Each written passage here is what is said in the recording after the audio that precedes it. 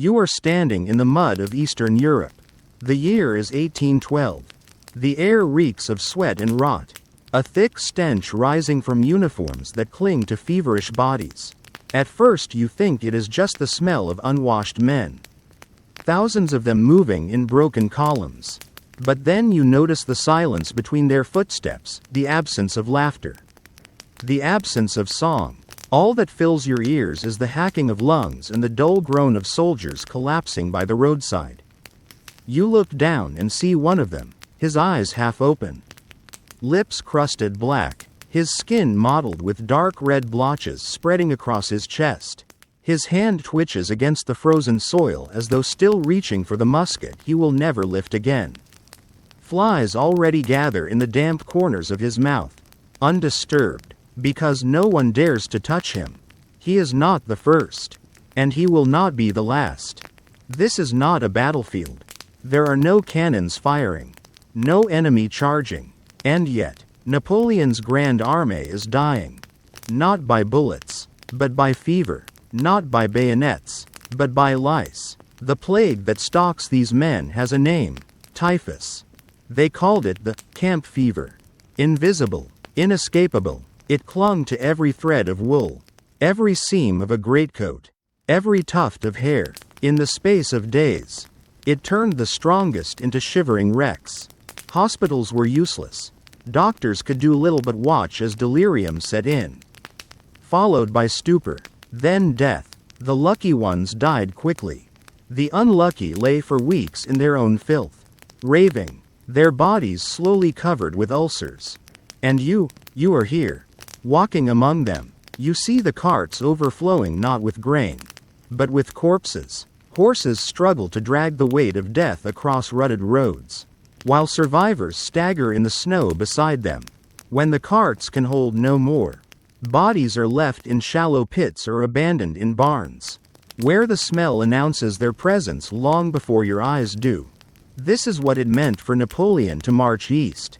This is what it meant for an empire to collapse, not at the gates of Moscow, but within its own bloodstream. The past is not dead. It is only waiting. Blank. Underscore. Blank. If what you are about to witness unsettles you, stay with it. Let it disturb you enough to remember. Subscribe, not for numbers, but to raise the voices of those buried without a name. If this brings value, leave a trace, a like. If it lingers inside you, leave silence. Blank. Underscore. Blank. The year is 1812, and Napoleon's Grand Armée is the largest military force Europe has ever seen, over 500,000 men drawn from France and its subject states. Their boots strike the soil of Poland, Lithuania, and Russia, carrying the emperor's ambition deep into the east. They march in bright columns, but the further they move, the more their order frays. Supply lines stretch thin, bread is scarce, water is fouled, and in the lice that infest every coat and blanket, disease begins its quiet work. Typhus was not new to Europe. It haunted battlefields long before Napoleon, spreading wherever armies gathered, wherever prisoners were packed into cells, wherever famine drove people into filthy shelters. Physicians of the age did not know its true cause, but they recognized its signs: high fever, rashes across the body, delirium, and a mortality rate that could hollow entire regiments in weeks. In 1812, the Grand Armée became its perfect host. Men marched for days without changing clothes. They slept in barns, in sheds, in open fields, pressed together for warmth, their uniforms crawling with lice. When the fever struck, it did not discriminate between officer and recruit. Entire companies shrank within weeks. By the time the army crossed into Russia, tens of thousands were already infected. The campaign would later be remembered for the burning of Moscow and the winter retreat. But long before the frost fell, typhus was gnawing at Napoleon's strength. His army was rotting as it marched, leaving a trail of shallow graves from Vilnius to Smolensk. And you, as a witness, cannot look away. Every village smells of sickness. Every road is lined with abandoned men too weak to rise. The horses trample past, dragging artillery that will never fire. Past soldiers who once cheered their emperor's name and now lie faceless. Consumed by fever. This was not just war. This was pestilence married to ambition. And it was this alliance, not Russia's cannons, not even her winter, that devoured Napoleon's dream. You are still on the road, somewhere between the towns of Vilnius and Minsk. Early summer of 1812. The fields are green, the skies still generous, but beneath the surface of this campaign, something has already begun to fester. At first, it is only whispered about, men feverish in their tents, soldiers collapsing before a single musket has fired. You pass them on the march, eyes glazed, skin flushed, their comrades urging them to rise. They cannot. They are left by the roadside, mouths open, trembling, flies thick upon their faces. The officers write in their journals that the army is being eaten alive by camp fever. Later, physicians will call it epidemic typhus, spread by lice so common in the woolen uniforms that no soldier could avoid them. Every scratch, every itch, was a reminder that death lived not in the enemy's bayonet, but in the seams of one's own coat. It begins with blotches. You notice them first as reddish spots blooming across a soldier's chest.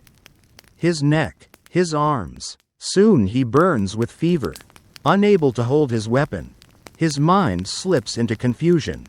He raves about his mother, about wine, about battles fought years before. Then the rashes darken, turning purple, spreading like ink spilled across parchment. By the time his companions realize he is beyond help, he is either delirious or silent, sinking into stupor. The numbers climb quickly. In Lithuania, by June, doctors estimate that tens of thousands are already infected. In Vilnius, French surgeon Dominique Jean Larry, Napoleon's famed chief surgeon, tries to organize hospitals. But what is a hospital in 1812?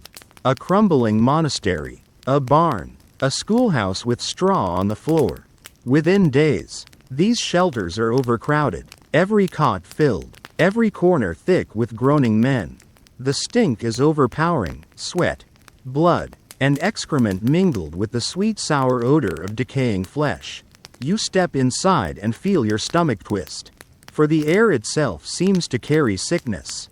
Outside, peasants refuse to come near. They watch from doorways as carts rattle past, piled not with firewood or hay but with men whose bodies slump together. Some still breathing, others already stiff. These carts do not stop at graveyards, they stop at ditches. Too many die each day to be buried properly. Soldiers swing shovels in weary rhythm, heaving bodies into pits, the sound of soil falling upon still warm flesh. Some are not entirely dead, only unconscious in fever. A gasp rises from the earth, a muffled cry, and yet the dirt keeps falling.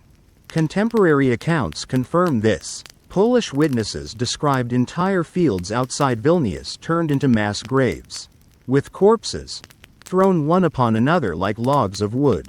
The living feared touching them, feared even the air above them, and so they hurried the work, burying the sick with the dead. The army was still on the march, and the march could not wait. As you walk along the column, you see men scratching constantly, tearing at their sleeves, at their collars. Lice are everywhere. They crawl in the folds of greatcoats, in the seams of trousers, across the seams of leather belts. When the soldiers sleep on the bare earth, they wake crawling. When they wake on straw, they wake crawling. And with each bite, the invisible agent of typhus spreads further. Doctors of the time do not yet know this. Germ theory lies decades away. They speak instead of bad air, of miasma. They burn vinegar-soaked rags. They sprinkle herbs. They air out uniforms on poles in the sun. Nothing works. The heat of summer accelerates the spread. In barns converted into infirmaries, patients lie side by side, packed so tightly that when one dies, his body cannot be removed until 2 or 3 others also expire. Nurses, often unwilling locals conscripted into service, abandon their posts after a day or two, terrified by the speed with which health collapses. A man can be drinking water one morning, delirious by evening, and a corpse the next dawn. You remember the testimony of one French officer who wrote, "The dead were more numerous than the living. In the hospitals, corpses lay in heaps, stripped of clothing by those who survived a little longer. The stench was beyond all endurance." This is no exaggeration. To enter such a place is to feel one's lungs burn with the thickness of decay. Some soldiers cover their mouths with rags. Others smear strong-smelling tobacco under their noses. But nothing dulls the reality. And yet, the campaign must continue. Napoleon himself, in his headquarters, is aware of sickness but does not grasp its scale. His mind is fixed on Moscow, on the swift victory he imagines will bring Russia to its knees. He issues orders for the march to press on. The generals comply. The sick are left behind, abandoned in villages, barns, open fields. By July, in the city of Vilnius alone, tens of thousands of French soldiers lie in hospitals or graves. By some estimates, more men are already lost to typhus than to combat. You see them everywhere, in the courtyards of convents, bodies stacked like firewood, in the cellars of townhouses, straw mats soaked with sweat and blood, in makeshift hospitals, priests administering last rites to entire rows of men at once. Some accounts describe the priests themselves collapsing, unable to endure the contagion.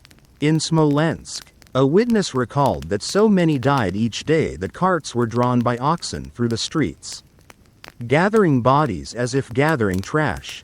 The effect on morale is shattering. Soldiers, once proud to march under the eagle of Napoleon, now fear the very act of standing too near one another. Yet there is no escape. They share tents, they share food, they share lice. Death becomes routine. A soldier who collapses on the roadside is no longer cause for alarm. He is simply stripped of his boots and left. And you, walking among them, feel the dread sinking deeper. The air is heavy. The earth itself seems to groan beneath so much death. You hear the distant clanging of church bells.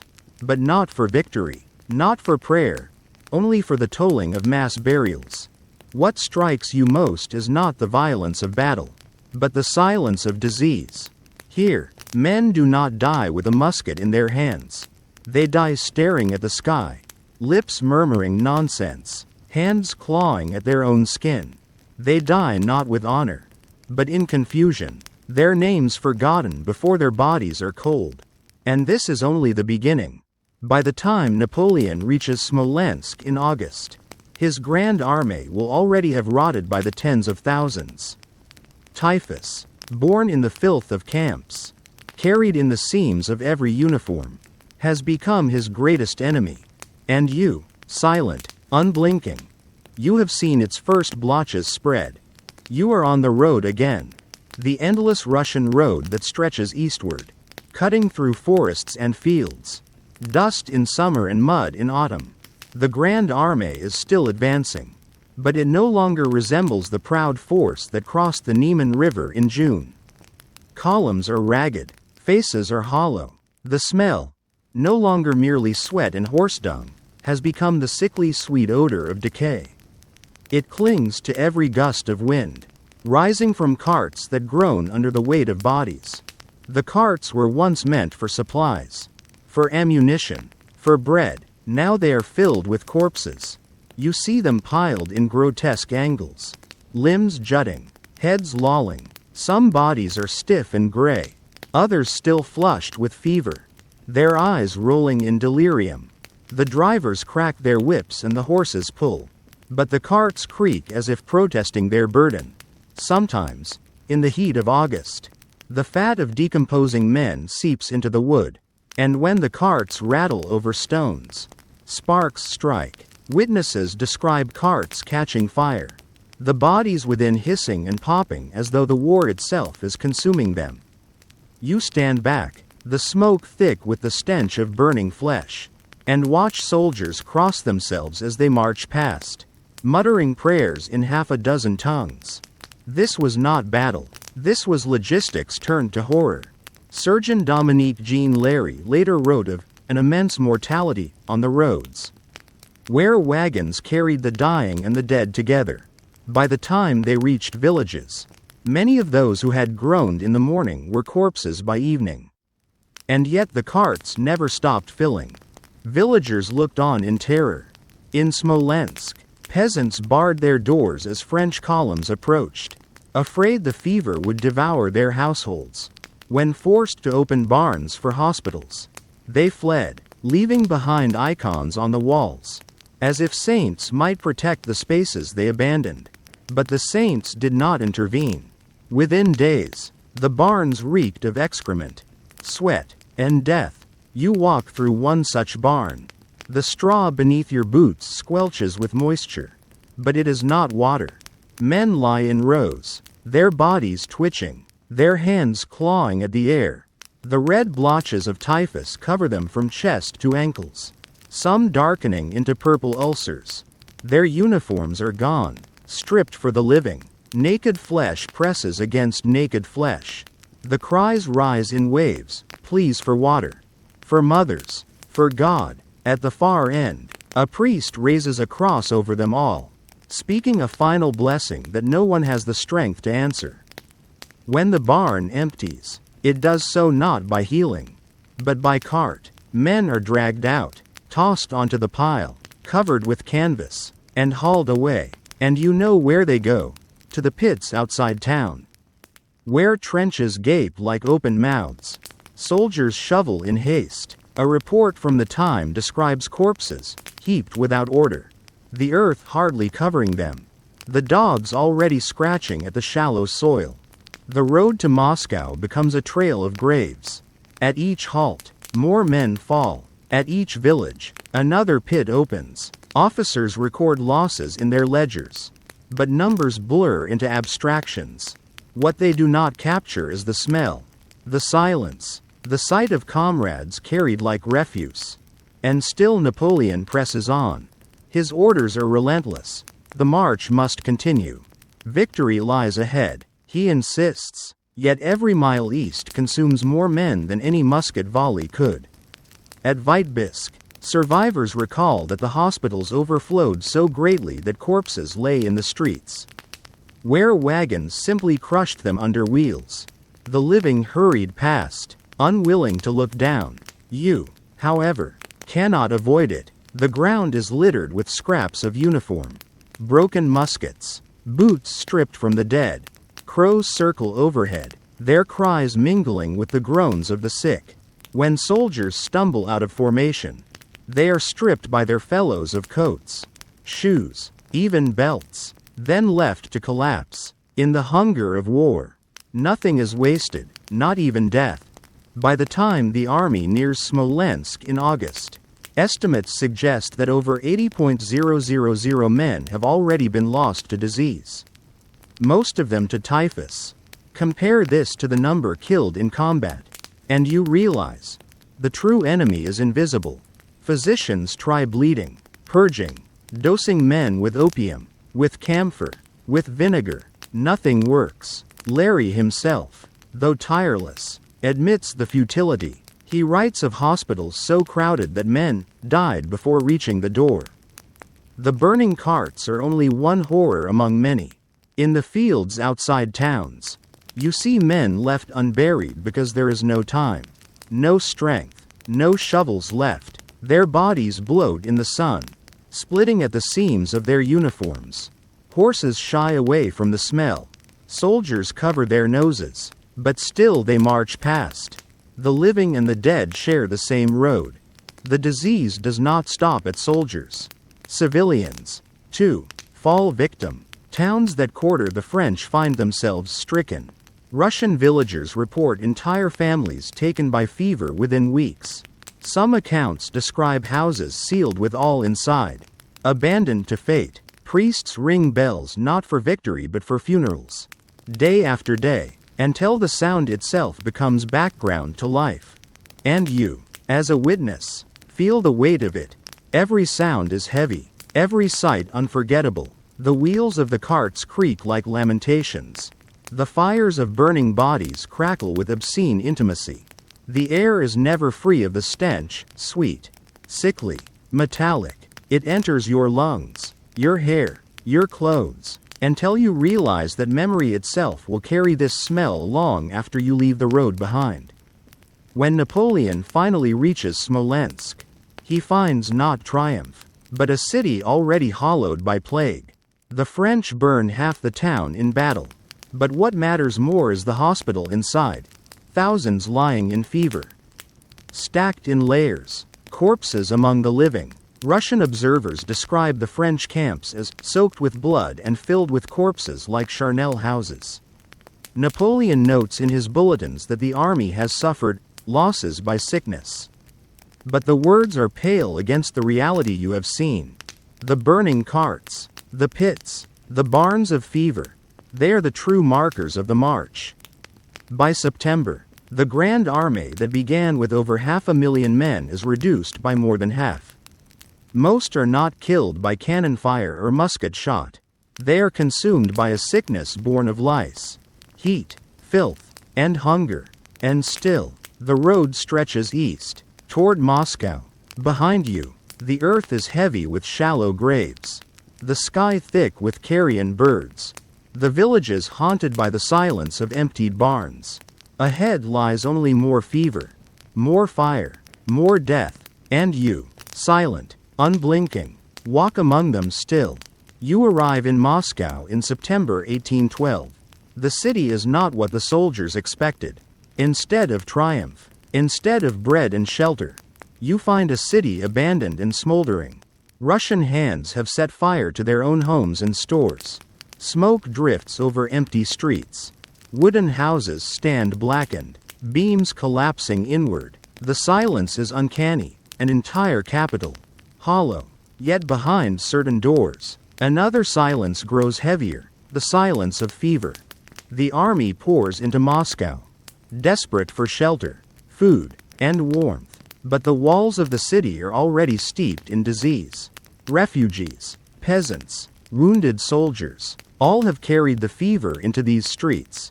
The lice did not stay behind on the roads, they came in with every blanket. Every coat, every strand of hair. You step into a once grand house, its furniture intact, its walls adorned with icons.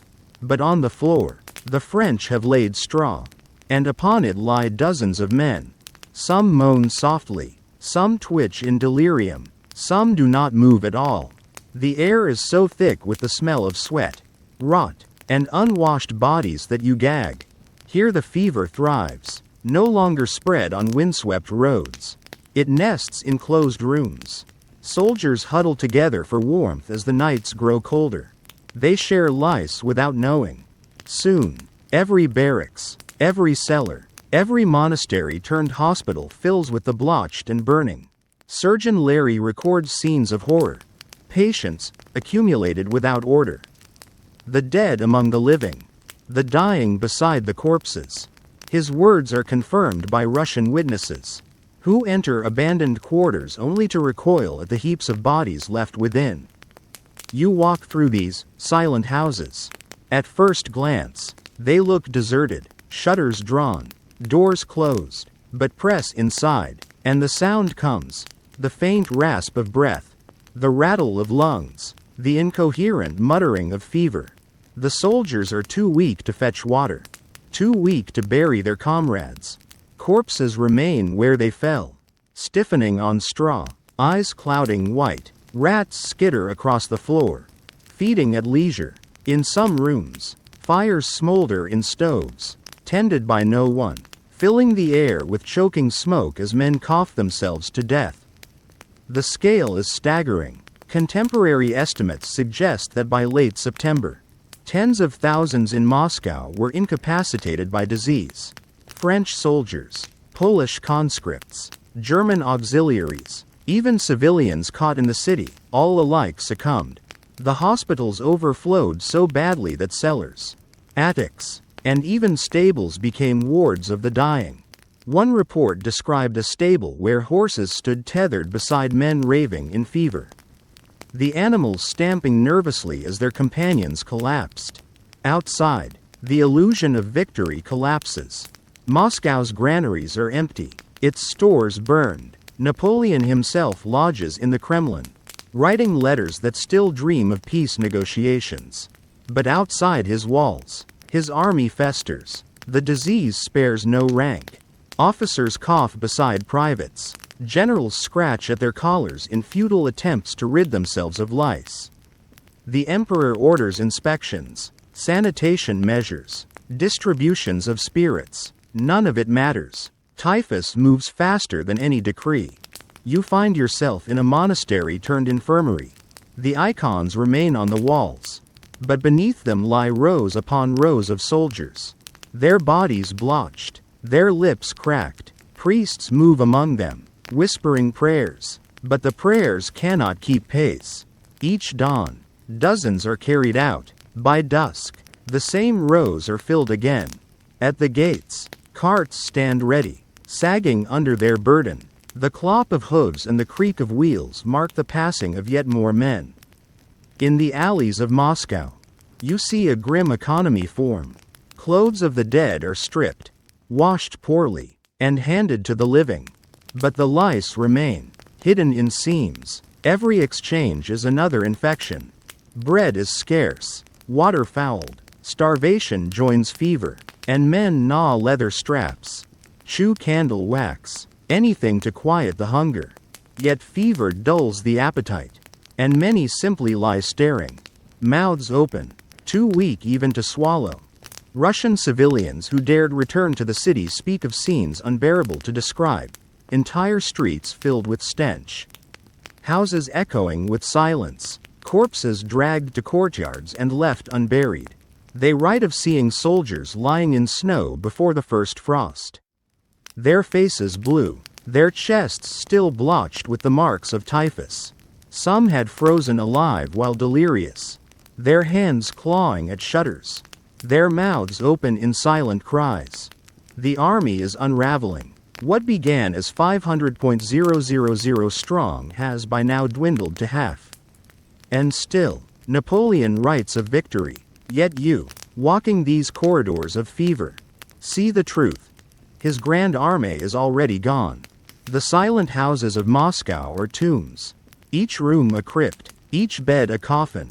The men who marched so proudly now rot in place, their flesh claimed by lice, their voices lost to delirium.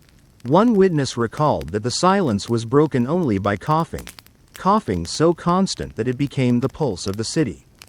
At night, the sound drifted through streets, mingling with the distant howling of dogs that fed on the unburied. Fires burned in patches, casting shadows of collapsing walls. But within, the fever burned hotter still. You pause at the door of one house. Inside are only 3 soldiers, all dead. Their bodies are blackened with blotches, their mouths agape. On the wall, in charcoal, one has scrawled a name. Perhaps his own, perhaps a comrade's. It is the last mark of life in that silent room. You step back into the street, the name lingering in your mind, the silence pressing close. By October, the retreat begins. Napoleon cannot hold Moscow. The city has no food, no supplies, no life left to sustain an army. He orders the march westward. But the fever marches too. The soldiers who stagger out of Moscow carry more than hunger and exhaustion, they carry lice. With each step, the contagion spreads anew. The silent houses they leave behind remain as grim monuments, places where men rotted not in battle, but in stillness, suffocated by fever. You cannot forget them. The smell clings, the sound of coughs echoes, the sight of blotched corpses lingers. This was not a city of victory. It was a city of silence. And in that silence, the empire of Napoleon began to crumble, not under cannon, but under the crawling weight of disease. You leave Moscow in October 1812. The city smolders behind you, its houses gutted, its churches blackened by fire. Ahead lies the long road west. The same road that once carried 500,000 men into Russia. Now it carries the remnants of an army. Staggering, broken, hunted not only by Cossack lances and Russian frost, but by the fever that has never loosened its grip. The retreat is not orderly. Columns dissolve into streams of men, each clutching whatever scraps of food and clothing remain. Some are barefoot, their feet wrapped in rags torn from uniforms of the dead. Some wear women's shawls or peasant coats scavenged from villages. Horses are emaciated, ribs showing, their breath steaming in the early frost. And always, among them, march the sick. Typhus does not relent because the army is moving. On the contrary, it thrives in the press of desperate bodies. Soldiers huddle together at night for warmth, sharing lice. They collapse into barns, into huts, into sheds, carrying fever with them. Every shelter becomes a new hospital. Every hospital a new charnel house. Surgeon Larry, who still tends to the men, describes huts so crowded that one could not move without stepping upon the sick or the dead. The straw is soaked, the air heavy with the stench of unwashed bodies. And outside, the cold grows sharper with each passing day. The retreating army leaves a trail of graves and unburied corpses. You walk along the road and see them lying where they fell, frozen, stiff, their blotched faces turned upward, mouths open as though gasping still. Some are half buried in snow, others propped against trees, their muskets slipping from limp fingers.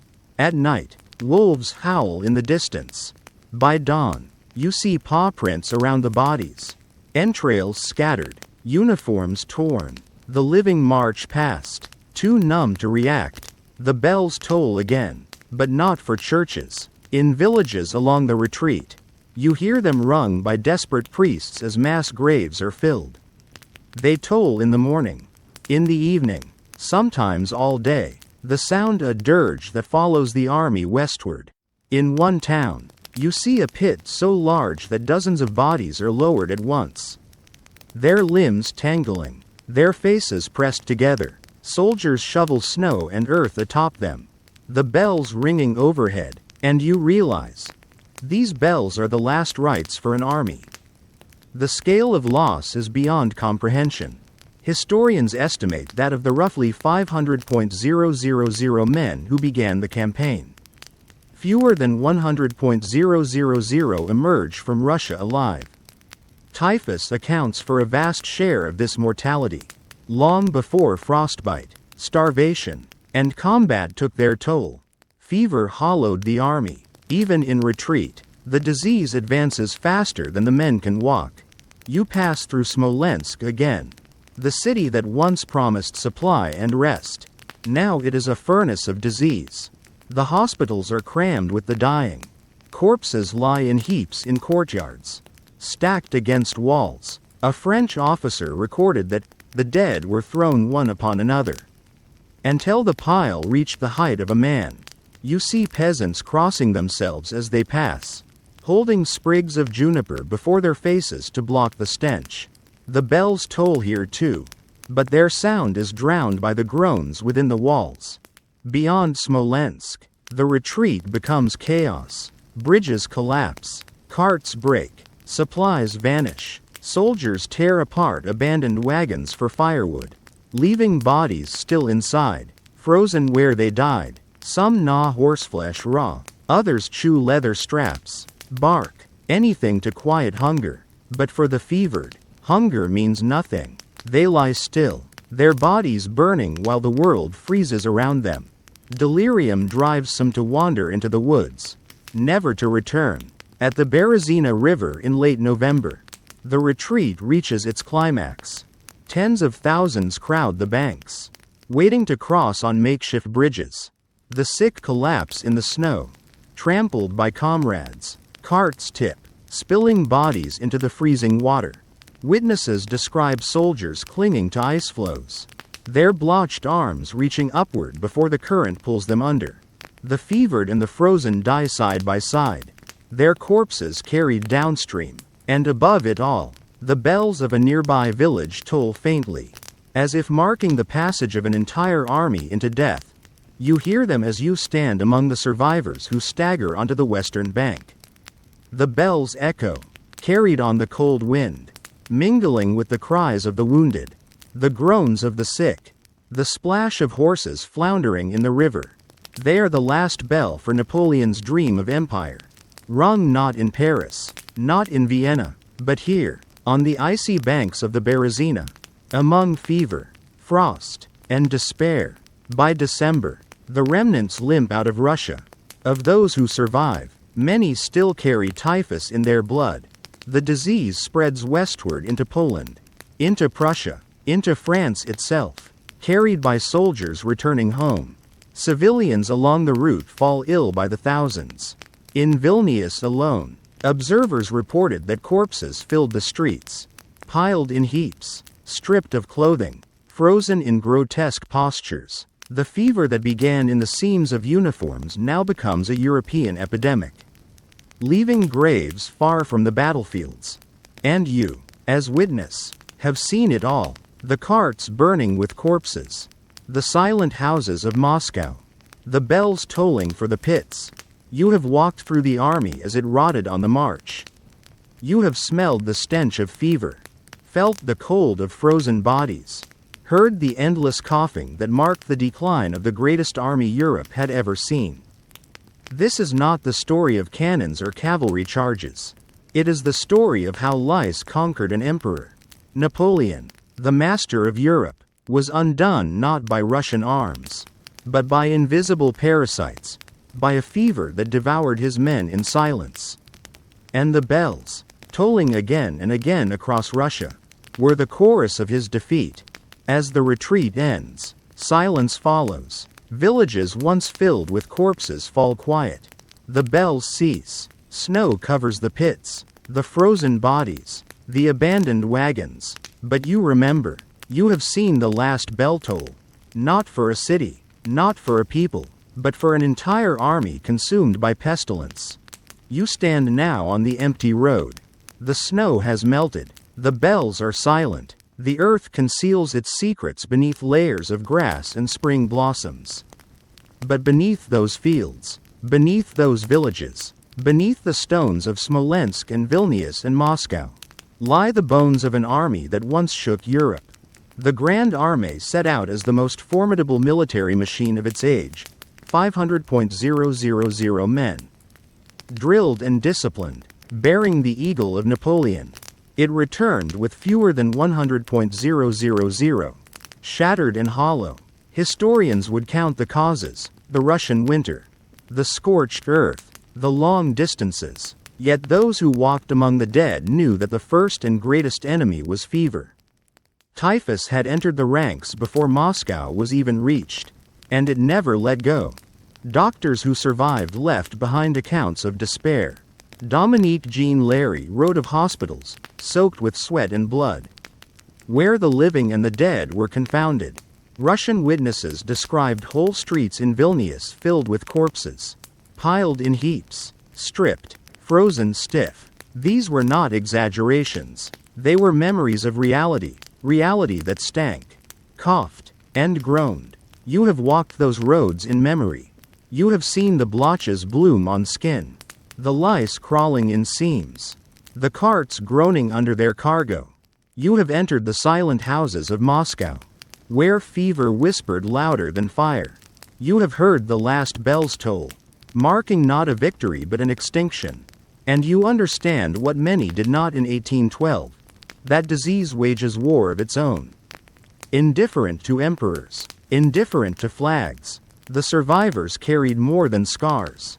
They carried contagion. The retreat spread typhus westward, igniting new epidemics across Poland, Prussia, and even into France.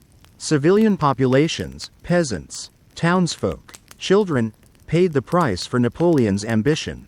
In some towns, the death toll rivaled that of battles.